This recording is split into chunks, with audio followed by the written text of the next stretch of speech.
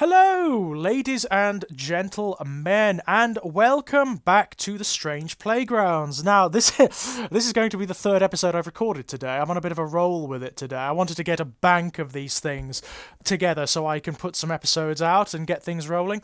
Certainly this year, because I really want to get more going on the Strange Playgrounds as much as possible. So, as I said in previous episodes, if you have anything you would like me to discuss, please let me know.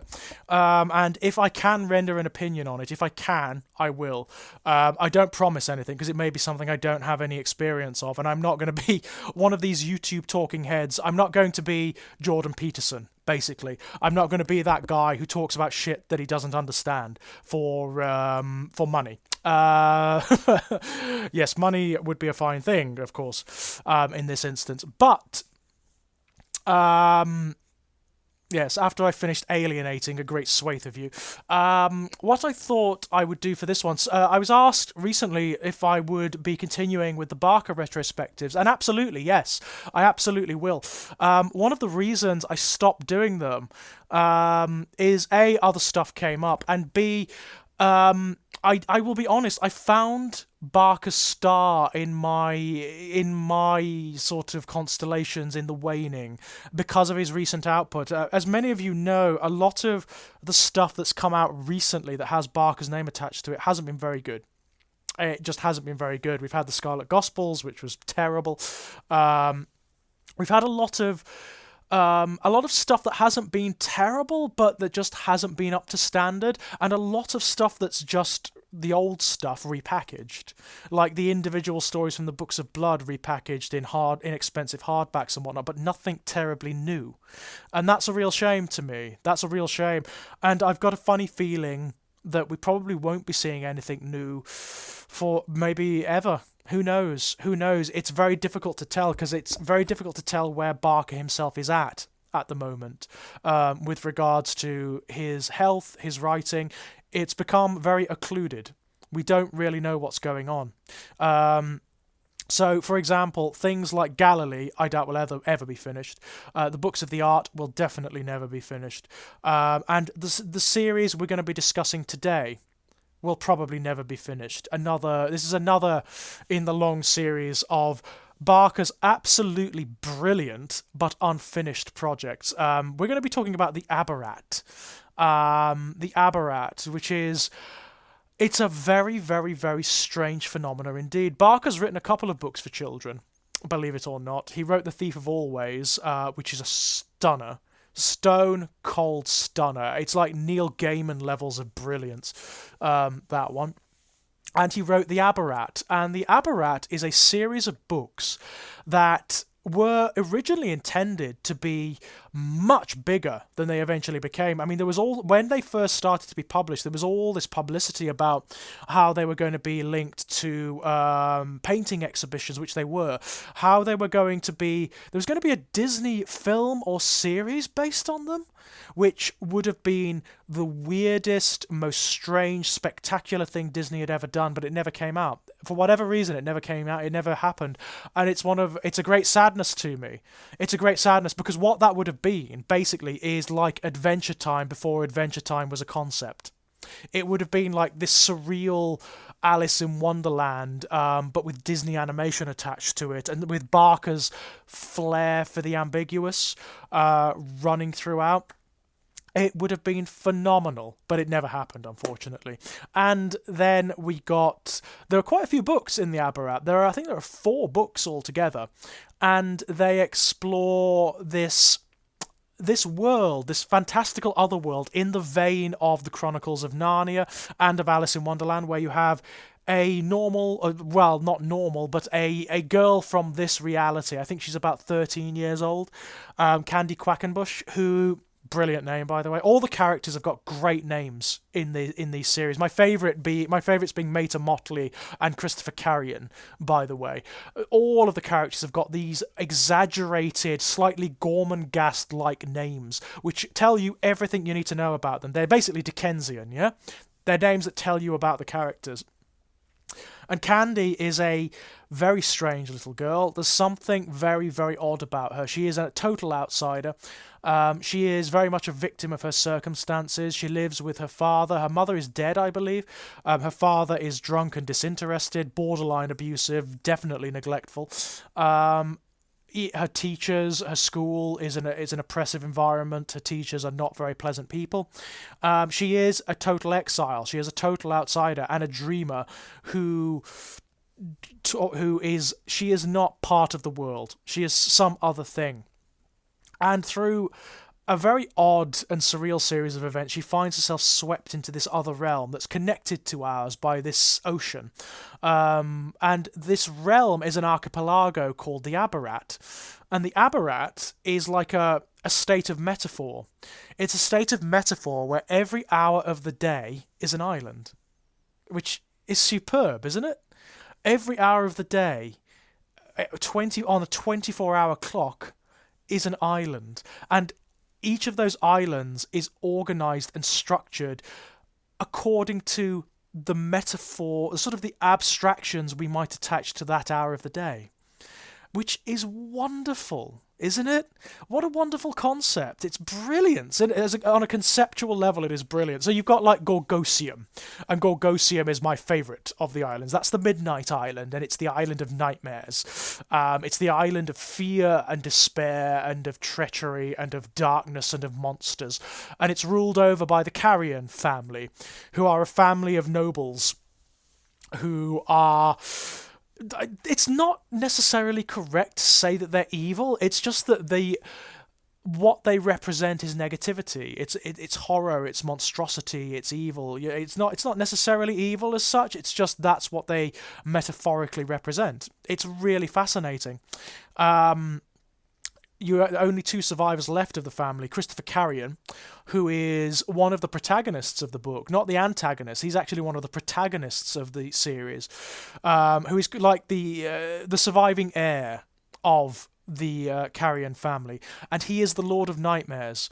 He has this wonderful character design where he's this tall, gaunt, skeletal figure who has a transparent collar like a fish tank around his head, around his neck, and swimming in it are his own nightmares. He has this tube surgically inserted into the back of his head from which the nightmares emerge from his head and swim around inside this fluid in his collar. So he breathes in constantly his own nightmares, and they are sort of his weapons. They're his abilities. They're what he uses whenever he's forced to violence. They are what he uses.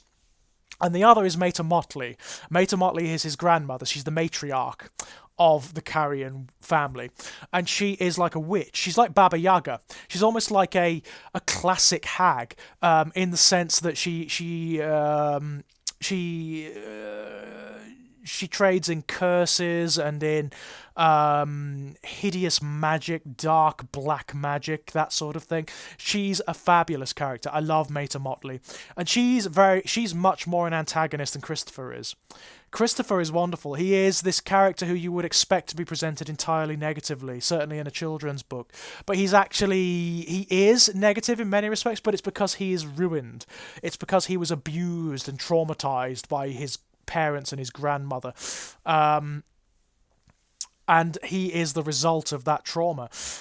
Candy is swept into this strange world, and it really is. I mean, from that moment you've got a narrative set out, because it's about exploring the islands. Obviously, part of the joy of this book, it's almost like it's a rollicking adventure, very like Alice in Wonderland in structure, where Candy moves between the islands, meeting loads of weird, surreal characters, experiencing strange architecture, monsters.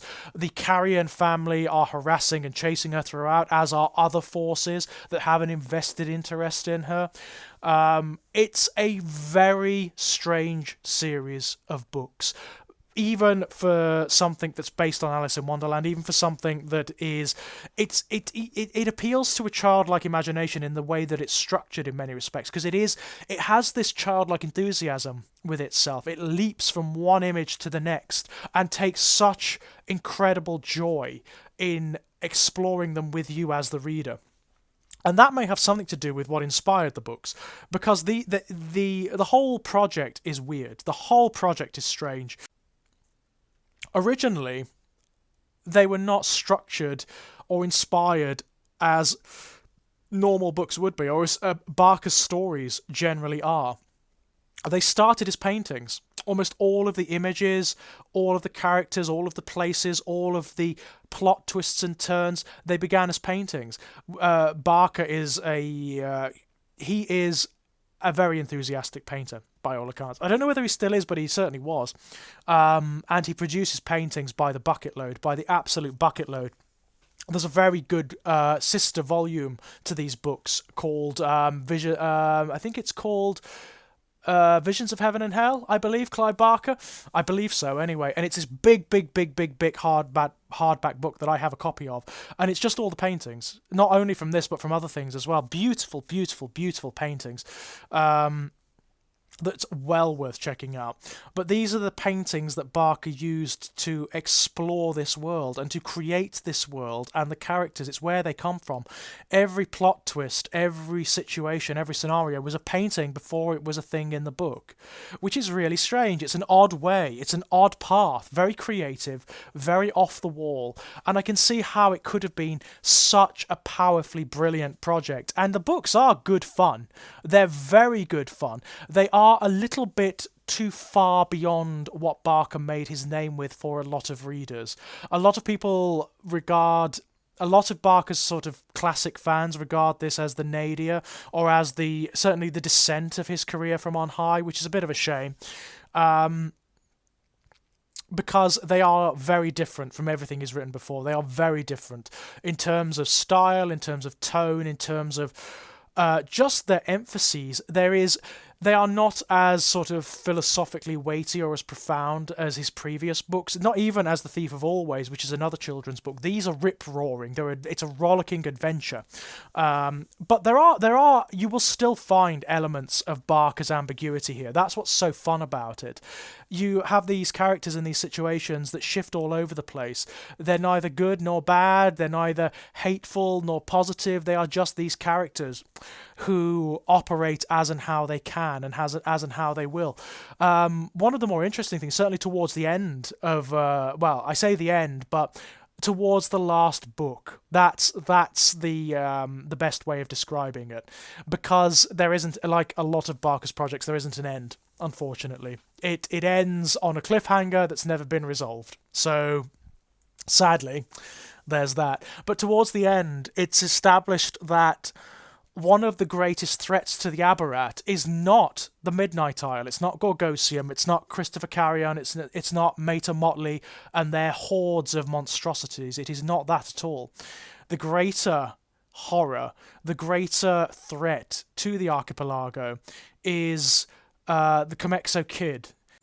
The Comexo Kid, who represents crass commercialism and industry, and he's Mickey Mouse. Ironically, despite the fact that this may have been why the series was never produced, actually, but the books are a criticism of the kind of commercialization that Disney, ironically, is the very embodiment of. You know, that turning of that perversion of child fantasy for the sake of selling them plastic. That's what the Comexo Kid represents in the Abarat.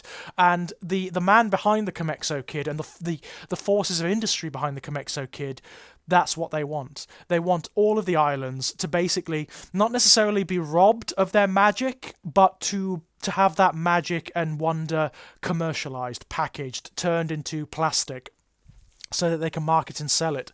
And he is the greater threat. Definitely. He's certainly the one that Barker as a writer has less time for than Mater Motley and Christopher Carrion, as malevolent as they can be. They are presented in a much more sympathetic and certainly a much more interested light than the Comexo Kid, who is, again, this is something that occurs again and again and again in Barker's work. There are references, it's redolent of the way he treats the likes of Joseph Whitehead in the Damnation Game, Shadwell in Weave World, people who have no dreams other than to package and sell things. He's got no time for that. And it's no wonder, therefore, that this force of crass banality and of commercialization, is marketed as the more negative. It's no particular wonder. The books themselves, whether you like them or not, will depend on how you come at them, because they are children's books, so they're kind of light and they are flighty and they are all over the place. There's a slightly ADHD quality to them, where they're all over the place. They'll be on one island one minute, then they'll be on another the next. There'll be one image here, there'll be another image there. Stuff happens without any particular logic. There's very little in the way of clear or traditional narrative here. Things just happen almost arbitrarily. And there's a lot of Deus Ex Machina, which is quite common in these kinds of stories, but it's all sort of part of the carnivalesque magic of them, I believe. I find them great fun to read myself. They are books that are great fun to read, because they just go at such a pace, at such a welter, and by the end you feel like you've been assaulted by a kaleidoscope or by a parade. It's absolutely insane. The sheer volume and the enthusiasm and the vivacity of image and concept and character, architecture, the states and magic of the islands is insane. Absolutely insane. If you do go out and read them, by the way, I would actually advise getting the bigger hardback versions that have got the actual paintings in them, because it does emphasize them in a particular way. You can see where they come from or what inspired them, and that really works. It really works. The stories are... I'm not sure whether the story warranted 4 volumes. I'm not sure of that. I'm fairly certain this tale could have been told within 2, maybe even within 1. There is a sense towards the end, towards the last book, that the story has been sort of stretched out for whatever reason, and that's a bit of a shame. And because we lack a conclusion, that you will have to expect the story not to end, and for a lot of mysteries not to be answered, for a lot of themes and character arcs not to be resolved. Bit of a shame. But beyond that, I find them to be a fairly worthy addition to Barker's back catalogue. I really rather like the Abarat. But they are not for everyone. I will absolutely say that. They are not for everyone. So, that was the Abarat. Well worth going and finding out. They are one of those series that not everyone knows about, that some people don't even know Barker wrote. So, yeah, they may be something new for people to explore. When next we come back, I don't know. I'm sure there'll be something to discuss, but if there's anything you'd like me to discuss, please let me know. Until then, ladies and gents,